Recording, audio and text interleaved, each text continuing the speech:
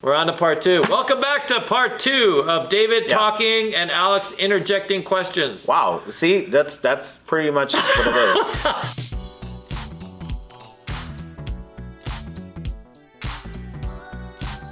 All right, let's get a move on. What are the all right, before we begin, do us a favor.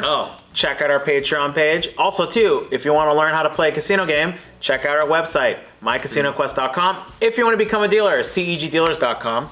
Wow. Yeah. Anything, if you want tables, we sell tables too. Yeah, we sell casino tables too. We do all that stuff. We got water and snacks. Also too, do us a favor. It really helps us out. Please hit that like button and ring the bell. Smash that like button. Smash it. I love that word, smash. Smash. They all say smash the like button, smash that bell. Smash it. Be a part of the Smash Gang. Smash Gang. That's what we're going to call it. Oh my God. Just to let you know, once again, we're doing both between both channels. We're just going to kind of put them out there and eventually we'll separate it. But we get quite a bit of channels between both, or questions between both channels. Yeah, so this is questions from both channels. So this is resuming from part one. Adam K, one of our Patreon supporters. Thank you so much, Adam, for supporting us.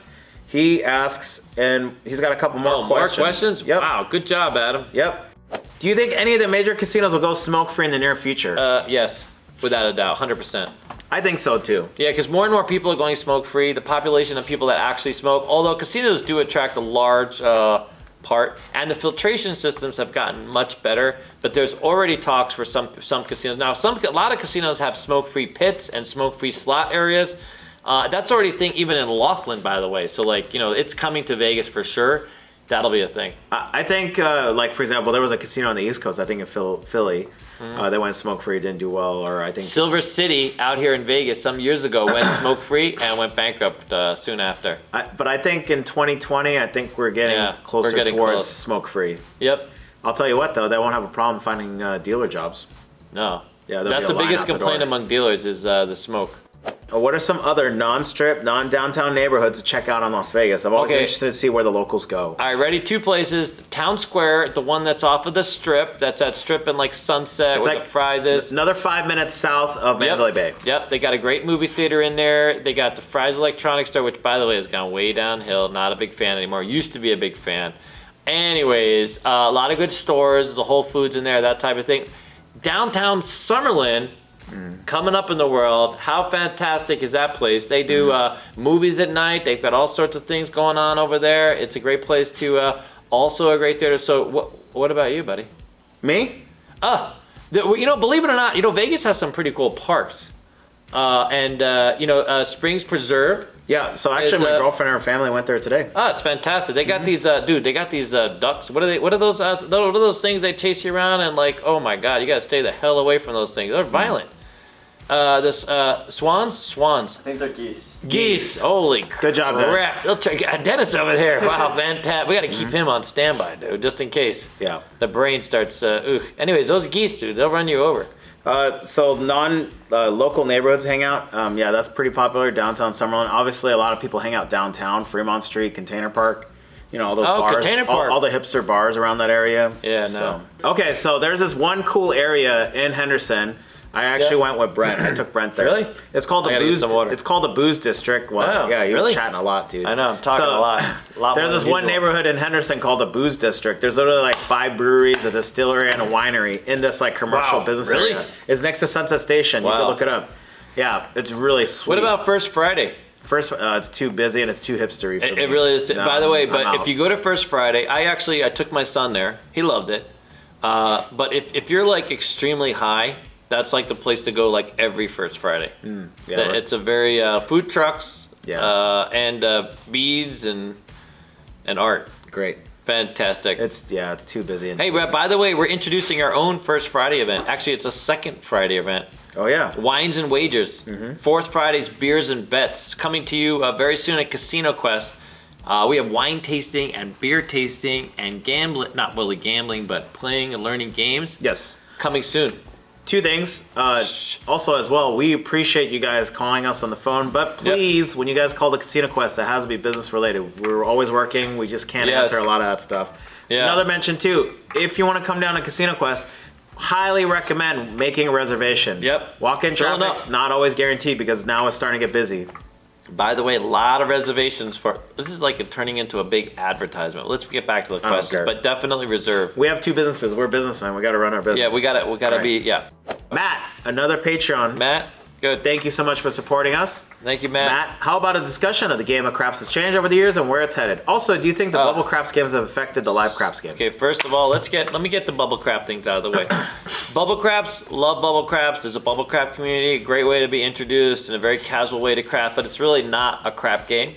It has not taken away from craps for the most part. If anything, it's sort of become a gateway drug for real craps because it's an electronic table game. You know, the whole reason for playing, the justification for playing, I mean, yes, it's kind of like craps, but the threshold to enter into a bubble craps game is much lower. It's not a live game, this type of thing. Yeah. The bets are managed a little differently. I also want to mention that whenever you play bubble craps, usually the way the payouts and everything is set up on that, it's usually a lot worse than a live craps game. Yeah, it's terrible. At least compared to Vegas. Because like you'll see like the hard ways they short you $1 on everything, and then it's double odds, and they do all these things that you don't really notice. Yeah, they're getting their money on the bubble. Yeah, they're definitely shafting you. Trouble on the bubble. Yep, the bubble trouble. Plus also too, press the button. It takes too long unless you have the individual. You can't always get all your bets in. It's a timer thing. I will say, so evolution of craps, that was the chat I was going to do. You know what? That was the question I was like, I love that question, by the way. I wanted to deal with that question. The short answer is, craps has evolved quite a bit. Many years ago, when I first started dealing, there was a casino that had dime craps. And they actually dealt actual dimes on the game. I mean, literally 10-cent craps. And they would do what they call shooter craps. They would hold these rolls of dimes and they would shoot out piles of dimes and go around the table and pay off people depending on the bet. Now, when I started, there was what's called a bird game, 25-cent table. And yes, and just forget about the fact that there's a different bet, different types of bet, lower bet. Craps games were so much busier. The Horseshoe had 14 crap tables. The Rio one time had like 11 crap tables, all busy because the threshold for entry was so much lower. Gold Coast, for example, people that could play $20 bill got you a couple hours on a crap table. Now you can't find $1, dice game, right? Yep. You got to play $5. Not as many people with $100 to spare. But when I started, I mean, it was $5 for a stack of birds, stack of 25-cent, and you had 50-cent moving beds. So a lot of downtown properties had 25-cent El Cortez, the Horseshoe, the Golden Gate. I don't think the Fitz or any of those. But anyways, but for $5, you get a couple hours of gameplay if you just keep to pass line with odds and some become bets. You know what I'm saying? So now what you see is a lot of grinding stuff. So a lot of the complaints we get, especially from new break-in dealers, they end up at casinos where the action is a little slower because there are people buying in, making $5 bets. So the threshold is a little higher. You buy in for $100, or if you buy in for $20 now, you don't get a stack. You get 4 red chips, right? 4 red checks. That doesn't go very far. You know what I mean? So the dynamic and the type of player has really changed. Yeah. Interestingly, though, you go from these sort of slower games at the break-in properties to like these real busier games at sort of the higher-end properties where people are able to buy in for $500, $1,000 and really take advantage of these higher-level games, these $10, $15, $25 tables. By the way, there's a few exceptions to that. For example, the California Club, great action. Hawaiians hit that place up. In fact, they're a non-competitive casino, meaning like they have double odds still because they don't need to offer any more odds because everyone is just loaded up there. They love playing there. Main Street Station's always busy. The D on Swing Shift has some fantastic craps action. So yes, the evolution craps has evolved quite a bit. And me and Timmy are planning to do a whole thing on this with pictorials and show you where dice goes. Dude, you guys would be amazed. Like the Dunes used to have, so there used to be table for table games. There used to be a whole access. A lot of people would try to get into O'Shea's back in the day. O'Shea's is like a millennial-friendly, hipster kind of casino now, but it used to be the gateway to the Flamingo. The Flamingo, table for table jobs, fantastic action. The Riviera as well. I mean, if you were a dice dealer back in the day, you wanted to work at the Horseshoe if you wanted to sling checks, or you wanted to work in the DI if you wanted to make money, because these were table for table jobs. Like you got to keep all your own tokes. Even back when Bennett had the Sahara, fantastic. Some of the last mob action, Riviera, Sahara. I can go on and on about, sort of how craps itself has evolved. And me and our media team, we're going to put together a whole thing on dice. Maybe about the different bets that have come and gone. ATS, repeater, different field bets, fire bet, etc. Wow. Okay, fire bets. So all the prop bets that you see that are owned by the different companies like IGT, Scientific Games, those are all new to the game. Fire bets are new. Repeater bets are new, obviously.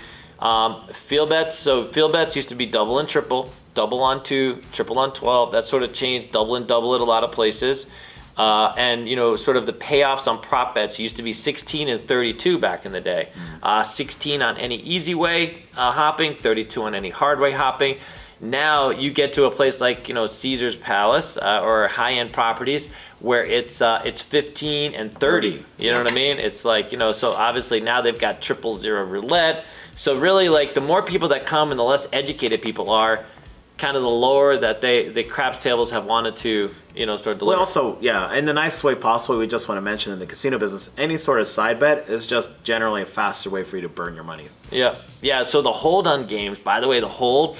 So back in the day, they used to have much lower holds. The gaming population as a whole was a little smaller, better educated people. They knew how to play dice. They came up. They were a little old school. So you get like 8 to 14% was the kind of the window of hold. Now people want to hold. When I say hold, what the casino wants to win out of every dollar that you put down. So for every dollar, they want to win 20 cents now because they have all these side bets. And so they're, on blackjack tables, your hold used to be 6 to 8% was a good day. You know what I mean? Yeah. Not bad. Now they want 15 to 20% holds because they have all these side bets that is like free money for the casino. I mean, they're fun to bet.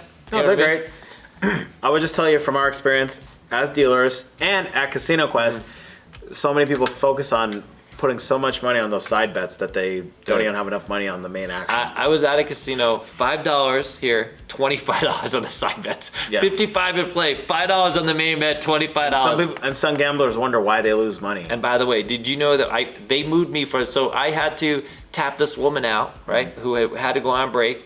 And of course, this woman sitting there, had been sitting there forever. $5, 25, and don't you know, I paid her a $1,500 bet right first hand out of the thing. Needless to say, I didn't stay long on that game. I got tapped out right away. Yeah. It's almost as if I planned it. Yep, sweating the money. Yeah. George asked, love to hear a story about somebody bragging about a system you'd think it's worse, but he cleans up. Yeah, the field bet. Dude, it's quite something. But for some reason, the field bettors for a lot of our videos, the field bettors are like just all the winners. Yeah. Timmy, is Timmy still winning with his field bet system? I don't know, but I mean, we number one. He's number one. We just to let you guys know, we've done a couple of live craps videos where we actually played live craps, and somebody just bet the field and absolutely demolished it. Yeah, $1,500. Everybody who's done strategies has some of them done well, some not so well. Craps is just really depends on the roll of the dice. We had a guy. So one of my stories is I was working at a casino and this guy comes in, this skinny little guy comes in, and there's one guy there playing like this ultimate strategy, right? Power pressing, and he's got, 135 across or whatever it is. And this skinny little guy comes up and just starts chunking money in the field, right? And the guy that's playing the strategy is going, oh, it's such a stupid bet. You're so stupid for making this bet. And all of a sudden, but the guy, the field rolls, it's like a 12. And the guy's like, genius. He starts going, genius. And like he picks up his money, and like 5 minutes later he comes back chunking money in the thing. And again, what an idiot! Genius hits again. And this guy's winning like nonstop in the field. The other guy can't win a bet. And every time this guy would win, like forever, like days later, weeks later, genius. It was amazing. Genius in the field. You never know. I mean, you just don't know. You got to be lucky. No matter what system you have, the cards or the dice, whatever it is, they have to cooperate, right? So. Yep. Dealer school related question. Oh.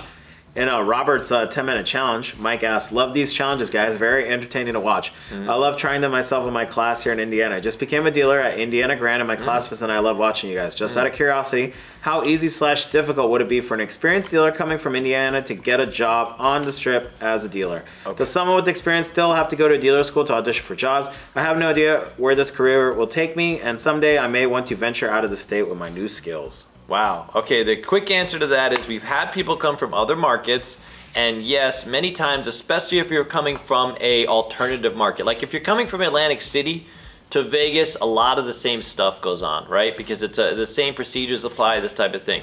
If you're coming to newer markets where they train the dealers very specifically to your property, especially if you have a Class 2 gaming, if it's tribal gaming, and then you try to upgrade to Class 3 gaming, which we have here, obviously, then I don't know exactly what you guys have there, but sometimes it's good to come to our school, get a refresher, get updated on the policies and procedures, and we also help you with the job placement part of it. So coming into town brand new, sometimes it helps for me and Alex to sort of open some doors for you or show you what your options are. I should also mention too, I'm not sure what the market is like in Indiana, but if you only deal card games, meaning no roulette, no craps, it's a little bit difficult. Yeah. If you don't deal Baccarat, roulette, like we have people that come from, let's say, tribal casinos. They only know Blackjack and then like 3-card poker and all the other poker variation games. That's nice, but in Vegas, it's the major 4 games: Blackjack, roulette, Baccarat, craps. Yeah, that's true. So that is sort of the thing. So yeah, so I would tell you, it's one of the other. We've had some people who have come to the school. We auditioned them here, and they're very, everything is very sound. They had a good teacher. They had someone from Vegas that taught them this type of thing, and that translates well. If you have someone who's really local, who, in a lot of new markets now, they sort of train their people for themselves kind of thing. They're not, it used to be when they opened, like when I opened Louisiana, they used a lot of Vegas people that came out and trained. So everybody was trained and ready to go back to Vegas, right? Yeah. But that's not always a thing now. But yeah, so just plug in, come down. You can actually come down, meet with us. We're not going to charge you anything. We can see what you guys do on the table, and then we can let you know what options you have. And we're always very honest about that. We'll tell you if you're ready to go, and if you're ready to go, we don't mind referring you and helping you kind of move along. White on Gold WRX, he's asked a couple different questions. What's up, dude? Yes. How much does looks and age come into play when getting a job at certain casinos? I heard a rumor that places like Cosmo and Bellagio want younger, more attractive people working as their dealers. I would say it's not more looks and age. It's more about your attitude. Yeah. Your presence on the game. Can you deal the game correctly? Do you have a personality? Because a lot of times, I'll tell you right now, this is the honest truth. We get a lot of people that come in that are older dealers and then talk about how they're getting discriminated against because of their age. And it's like, dude, it's not your age. Just based off of our conversation, your attitude sucks. Yeah. So... yeah, it's really personality is like literally number one. If you have a great personality, the rest of it is not as relevant. I will tell you this, just to be honest.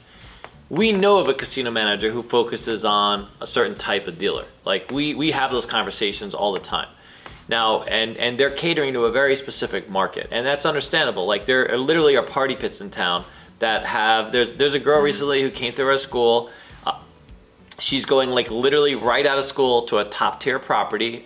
She's working in the pool, and she's very pretty. She's very attractive. She has a very good attitude, by the way, so that's required. Just being attractive is not a thing. But for most 90% of the jobs here in town, that's not a deal.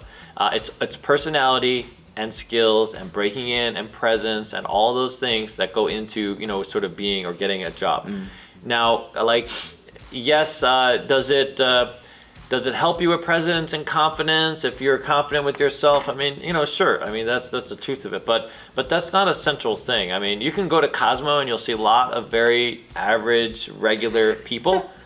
No, it's true. Yeah. I mean, but and you'll go to other casinos where you'll see a lot of very pretty people, and you kind of know what they're looking for. I worked at Cosmo, and I'm not some supermodel. I mean, there you go. You're not a supermodel? No. Damn. Wow. Well, I got my rocking my mushroom hair, Yeah, there you go. Your mushroom hair? Oh my God. I'm trying to rock the Timmy right now. That's the Timmy look? Mm-hmm. Where dude, you need a lot more hair, dude. He's got literally a mop on his head. Quite literally. Anyways, good. I worked at Cosmo and I worked at Wynn. You worked at all the top tier places. Yeah, and so look at you. Oh my God. Low barrier there, buddy. Woo! Anyways, no. By the way, Alex has a fantastic personality. He's like the least jaded person I've ever seen. It's true. You know what I'm saying? I could see where, he loves to engage with people. So like that's a thing. Like so if you get to a point where for some reason you like have to qualify everybody or whatever else, then you're gonna stay at a low end property. That's kind of thing. Yeah. I have Hotmail too asks, how many people did y'all turn into working dealers last year? Oh my God, a lot. I would say 30 a month. So I think we reported like 400 something. Yeah, I mean it's pretty high up there. I mean I would say like 300-400 in the range. So we also help graduated dealers who. So a lot of the work that we do is not just on our existing new dealers transitioning. We have a lot of dealers that are in the business that come back to see us for to move on to the next level kind of thing. So one of the things we stress with our dealers is, stay connected to the school. We don't just have tier 1, tier 2, tier 3. And did I mention we got a dealer recently into Bellagio? That's a thing. And by the way, we're waiting for, can we stress again that Sterling Buffet is... we also want to mention that if you're a dealer right now and you want us to help you get a bigger casino job, you're gonna smash that like button right now for us. Yeah, boom. Yep. Yeah. And then what else? If you want to go to Bellagio and you want to need our help someday, hey, by the way, I want to put this out there just because it's becoming a recurring theme. So we work with a casino network in town that we provide them with so many dealers that they actually send us their open job requisitions every single week. So if you're coming in from a new market, or if you're in Vegas and you're looking for a job and you need a referral, we invite you to come down and see us. Now, obviously we want you to sign up and become dealers, but while you're training here, we can help you, get another job inside the casino, get you started, and start your career in gaming, so to speak, right? So we have access to this entire casino networks, all of their open job requisitions, and me and Alex can refer you directly. And by that I mean you apply, we refer you, they pull your application. So if you're tired of getting those autoresponders that say, hey, sorry, but we didn't like you, this kind of thing, we can kind of help open some doors for you. I mean, obviously, you can't be wanted by the police, and you got to be able to pass a background test and all those things. It's not it's not a 100% automatic thing, but we love to help. We're here to sort of help people get jobs. Yeah, that's the goal. If you guys want to ask any more questions, please comment below. Yeah. And we appreciate you guys answering or asking us all these questions. Yeah. And once again, we appreciate all your support. Check out our Patreon page. Like, comment, and subscribe. Be a part of the Smash Gang. The Smash Gang? Yeah, notification gang is called the Smash Gang. There's a few channels that say that. I love that. Smash the like button. Just smash, as if you're really smashing it. I smash it every time. I know, you're a big smasher, buddy. I love it. Yeah, he loves it. All right, good. See you guys. Thank you guys so much. Also, take care. Also? I was just kidding. Bye, guys. Never mind. See you later. Bye, guys.